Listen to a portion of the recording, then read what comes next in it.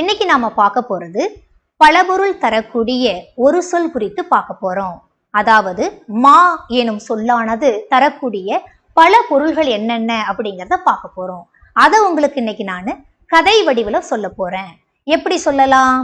ஒரு பெரிய வயல், அந்த வயல்ல ஒரு மரம், அந்த மரத்துக்கும் கீழே ஒரு விலங்கு நின்றுகிட்டு இருக்கு.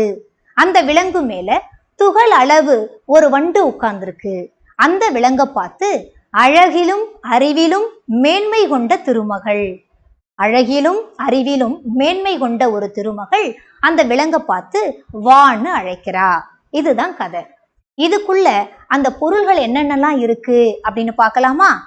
பெரிய வயல், மரம், விலங்கு, துகள், அளவு, வண்டு, அழகு, அறிவு, மேன்மை, திருமகள், அழைத்தல். இது எல்லாமே மா எனும் அந்த சொல்லுக்குரிய பல பொருள்கள். மாணவ செல்வங்களுக்கு இந்த கதை வடிவு ரொம்ப எளிமையா இருந்திருக்கும் அப்படின்னு நான் நினைக்கிறேன். இது போல வேற எந்த சொல்லுக்கெல்லாம் பொருள்கள் வேணும், கதை வடிவுல வேணும் அப்படிங்கிறத மாணவ செல்வங்கள் கமெண்ட்ல தெரிவிங்க. நாம அடுத்த வீடியோவில் சந்திக்கலாம்.